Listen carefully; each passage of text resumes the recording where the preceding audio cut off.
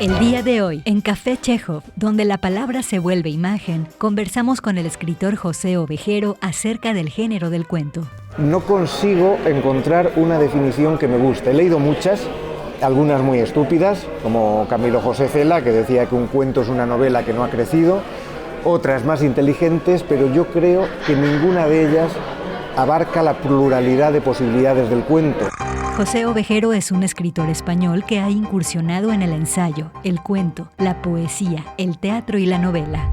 Su libro, La ética de la crueldad, fue galardonado con el Premio Anagrama de Ensayo en 2012.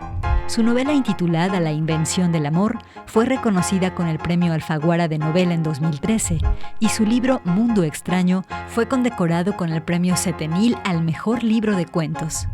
Actualmente, el autor colabora en diarios y revistas culturales.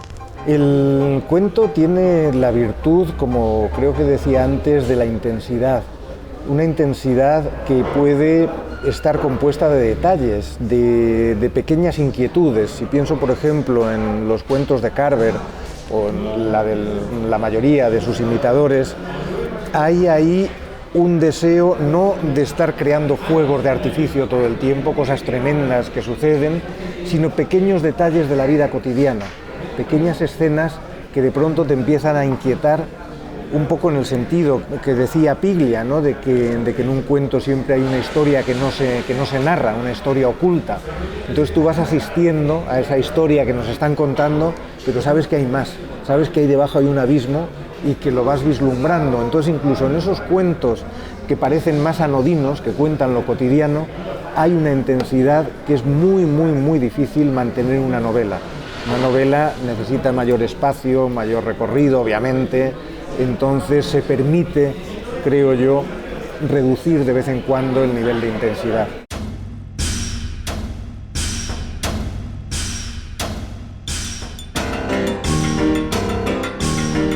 En tu opinión, ¿a qué se debe nuestra necesidad de recurrir a la ficción? La realidad que nos aparece es tremendamente densa. Apenas podemos hablar de ella, es rápida, estamos inmersos en ella, nos apabulla, es muy difícil hablar de lo presente y real de una manera significativa. Entonces, para poder hablar de ello, a menudo necesitamos alejarnos e irnos a otro sitio, crear ese mundo, como digo, de fantasía, para poder hablar del nuestro.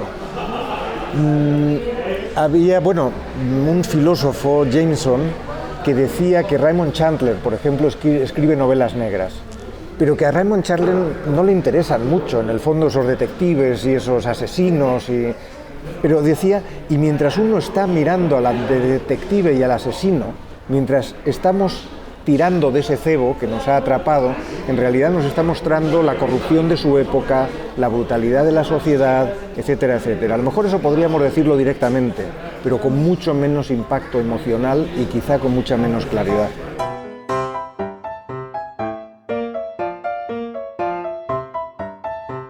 ¿Cuál ha sido tu relación con la obra cuentística de Borges? Con Jorge Luis Borges tuve un acercamiento más o menos paralelo al de los cuentos de Cortázar. Creo que empecé a leer primero a Cortázar, sus historias de Famas y Cronopios y Final del juego. Creo que son los dos primeros libros de cuentos escritos por latinoamericanos, en este caso argentinos. A Borges llegué solo un poquitín después. Ya en aquella época en España se publicaba todo el boom y empecé a leer a Borges, que me parecía a ratos más cerebral que Cortázar y había algo que me repelía, y poco a poco empecé a entrar en su mundo y a darme cuenta también de que esa especie de pátina intelectual era una máscara. En el fondo Borges es mucho más sentimental de lo que a veces se piensa, o se piensa oyéndole hablar también, y que allí dentro había una cantidad de emoción tremenda, pero dentro de esos artificios, de esas construcciones, de esas bibliotecas de Babel que creaba para en el fondo contar cosas tremendamente humanas. Yo me acuerdo todavía de cuando leí La casa de Asterión, no recuerdo a qué libro pertenece, pero leí La casa de Asterión, acabé de leer el cuento, lo cerré y noté que se me había puesto la carne de gallina, que estaba como absolutamente sobrecogido por aquel cuento. ¿De qué se trata el cuento La casa de Asterión? Es la historia de alguien que está contando el aburrimiento brutal de la existencia y de cómo espera que alguien le salve y cómo por fin va oyendo, se me está poniendo otra vez la carne de gallina, va oyendo los pasos de quien va a salvarle. Y de pronto nos damos cuenta de que es el Minotauro que está encerrado en el laberinto y que está esperando a Teseo, que va a matarle, y que la muerte va a ser la salvación del aburrimiento de la existencia. Entonces ese cuento a mí me pareció fascinante, además son 4 o 5 páginas, no es más, y sin embargo en esas 4 o 5 páginas hay una cantidad de emoción y de inteligencia tremenda. Claro que no me faltan distracciones. Semejante al carnero que va a embestir, corro por las galerías de piedra hasta rodar al suelo, mareado. Me agazapo a la sombra de un aljibe o a la vuelta de un corredor y juego a que me buscan. Hay azoteas desde las que me dejo caer hasta ensangrentarme. A cualquier hora puedo jugar a estar dormido, con los ojos cerrados y la respiración poderosa. A veces me duermo realmente. A veces ha cambiado el color del día cuando he abierto los ojos. Pero de tantos juegos, el que prefiero es el del otro Asterión. Finjo que viene a visitarme y que yo le muestro la casa. Con grandes reverencias le digo, ahora volvemos a la encrucijada anterior. O, ahora desembocamos en otro patio. O, ya verás cómo el sótano se bifurca.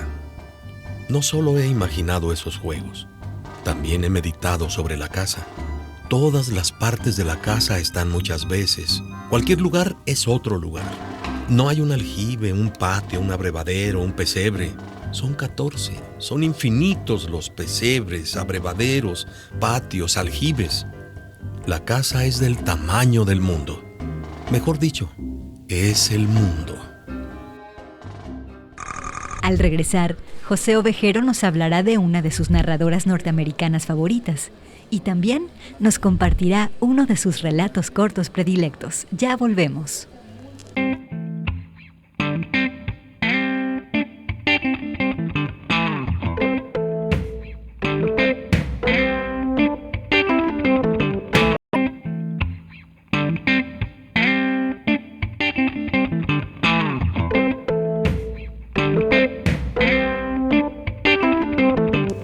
Cada uno de sus cuentos es una bofetada al lector, o un pellizco, o un guiño.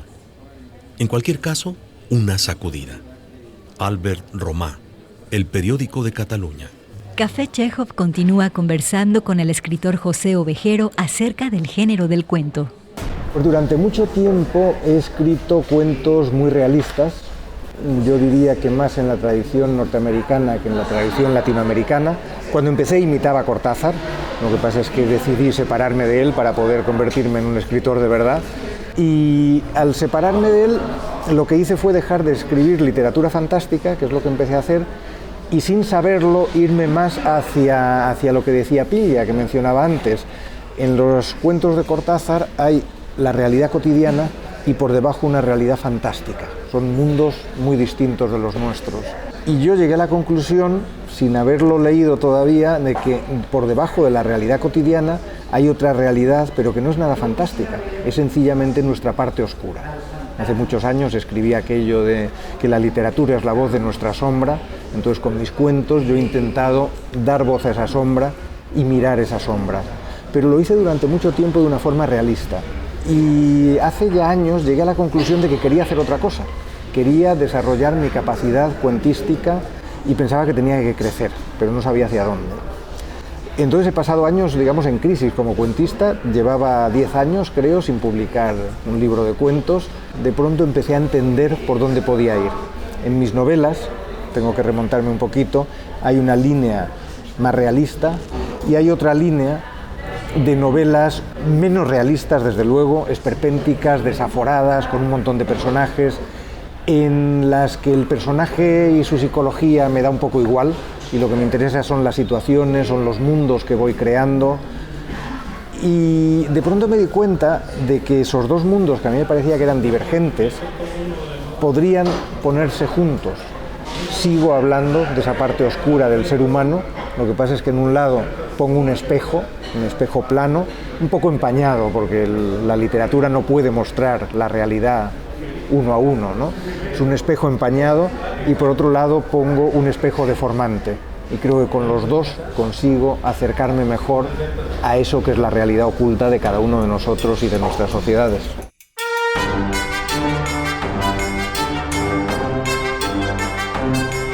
¿Qué podrías compartirnos acerca del concepto de literatura cruel?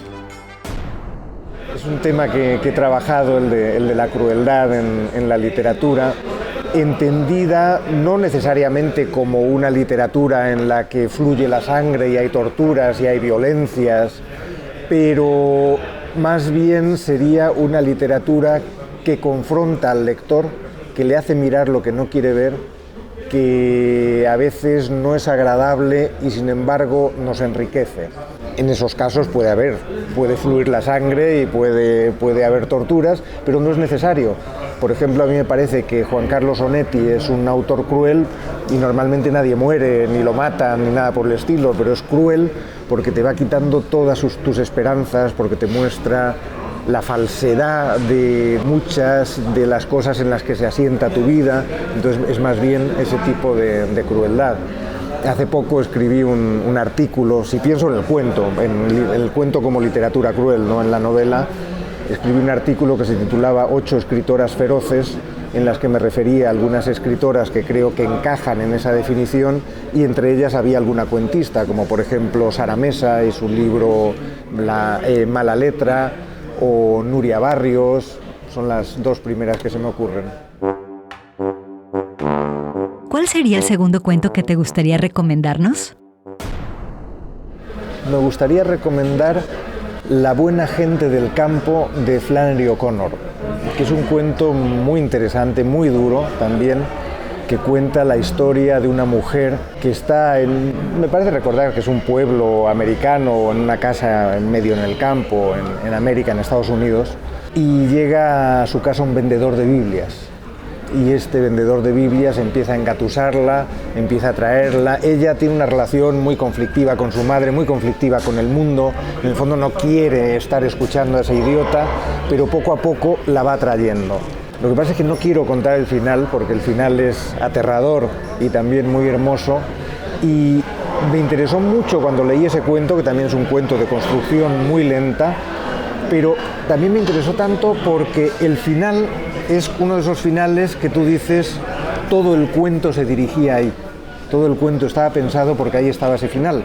Y sin embargo leí una entrevista con Flannery O'Connor que decía que ella no tenía ni idea de lo que iba a pasar al final, que no sabía y que de pronto se le ocurrió esa posibilidad y la escribió. Era un joven sin sombrero, alto y demacrado, que se había presentado el día anterior para venderles una Biblia. Había aparecido en la puerta con una enorme maleta negra que pesaba tanto que había tenido que apoyarse contra el dintel. Dijo con voz alegre: «Buenos días, señora Seddars», y dejó la maleta sobre el felpudo. No era mal parecido, a pesar de que vestía un traje azul brillante y unos calcetines amarillos que le quedaban cortos. «Soy la señora Hopwell», dijo ella. «Oh», exclamó él simulando contrariedad, pero con los ojos chispeantes. «He visto que decía The Seddars en su buzón y por eso pensé que usted era la señora Seddars», y lanzó una carcajada agradable. En el salón se sentó en el borde de una silla, colocó la maleta entre sus pies y observó la habitación como si a través de esta estuviera formando un juicio sobre la señora Hopwell. Al volver, nuestro invitado nos hablará de otra de sus autoras norteamericanas favoritas y también sobre uno de sus relatos cortos predilectos. Ya regresamos.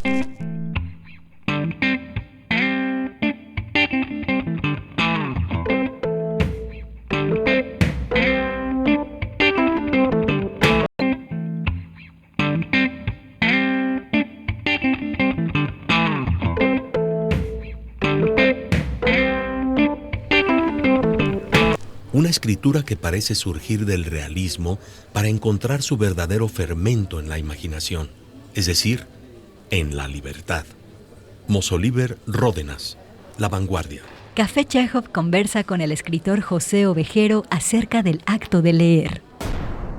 Empecé a leer de muy niño, con gran entusiasmo, y me daba la impresión de que me abría a mundos nuevos, a mundos a los que a veces te gusta escaparte, un poco huir de tu propia vida, de tus propios problemas, pero luego en otros muchos casos son mundos que te ponen en contacto con tu propia vida, que te acercan a tus emociones, a tus problemas, pero digamos en un escenario un poco más neutro, un poco más alejado, no sé si decir con menos riesgo, pero es como una especie de campo de pruebas.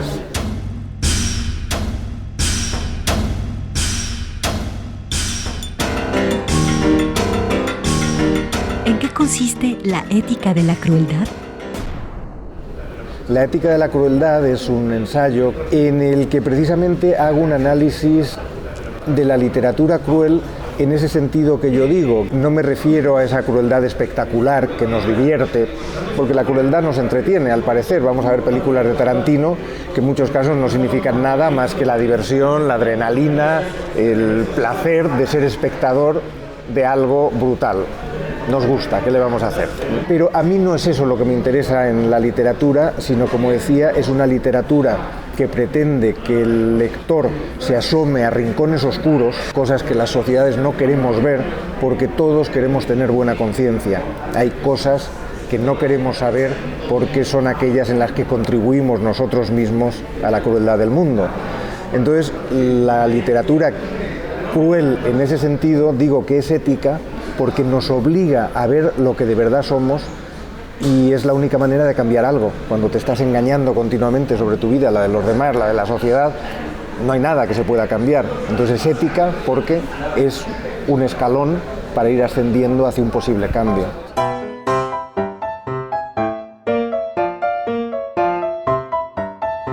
¿Qué podrías compartirnos acerca de la crueldad en la literatura de Cormac McCarthy?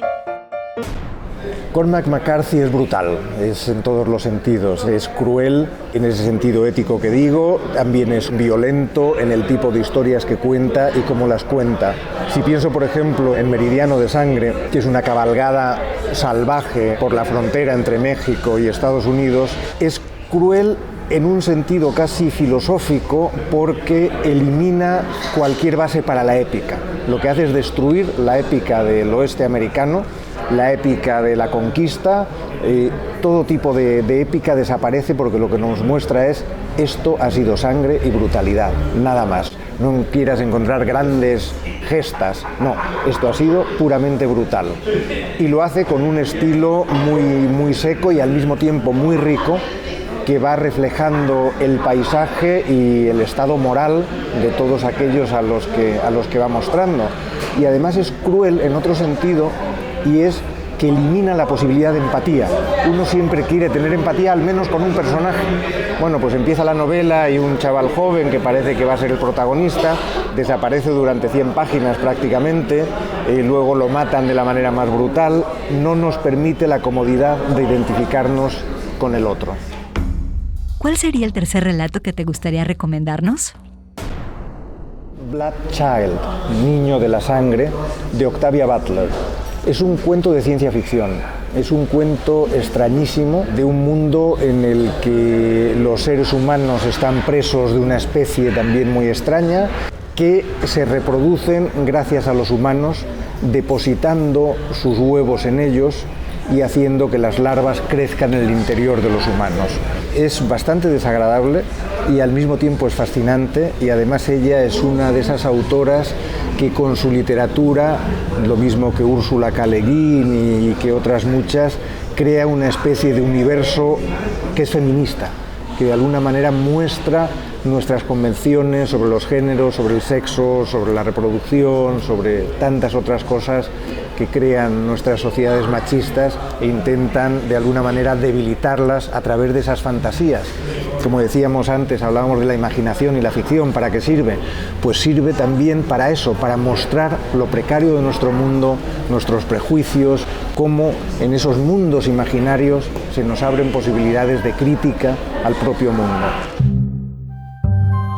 Yo estaba tumbado contra la parte inferior de Tegaroy, sorbiendo mi huevo a cada rato, preguntándome por qué mi madre se negaba a sí misma aquel placer totalmente inofensivo.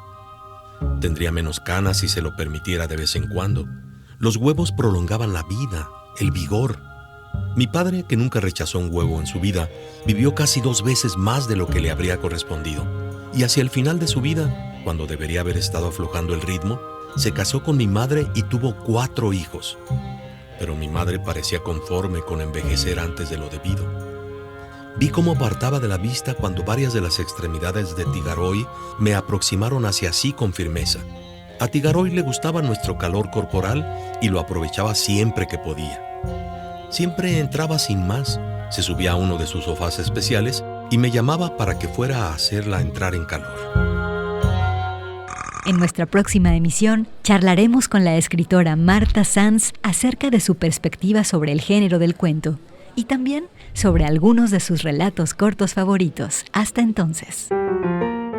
Yo sí que soy lectora de cuentos. Creo que hay lectores que ahora ya solamente van al tramo largo de la novela y a mí, sin embargo, ese punto que tiene incisivo el cuento, ese dar con la flecha en el centro de la diana, esa combinación un poco de intensidad y sutileza que han de tener los relatos me parece dificilísima de conseguir y me encanta como lector. La precariedad del oficio de escritor y la autoexplotación es un poco, son los dos grandes temas que a mí me han llevado a escribir Clavícula, porque en Clavícula yo lo que cuento es la aparición de un dolor físico que no se separa de un dolor mental y que es al mismo tiempo un dolor social y económico. Ese dolor social y económico tiene que ver con mi papel como escritora supuestamente privilegiada. Entonces, soy una escritora privilegiada, soy una escritora que viene a la Feria del Libro de Guadalajara invitada y viene desde Madrid. Soy una escritora que tiene la posibilidad de hablar con muchísimos lectores en muchos foros diferentes de los libros que escribe y de los libros que lee. Pero soy una escritora que no puede vivir de la literatura. Yo no sé si la utopía será posible alguna vez, pero lo que sí que sé es que somos peores seres humanos si renunciamos a ella. Yo creo que es muy necesaria la utopía para que siga operando el sentido crítico, para que tengamos un horizonte en el que pensar y para que no nos acomodemos de una forma resiliente y empobrecedora del propio concepto de felicidad. Porque la felicidad parece que en las sociedades contemporáneas tiene que ver solamente con cierta forma de comodidad o cierta forma de ceguera, como diría Saramago, con cierto acomodarte a la inercia de lo que supuestamente te están pidiendo que hagas en la vida, que no siempre es justo, claro.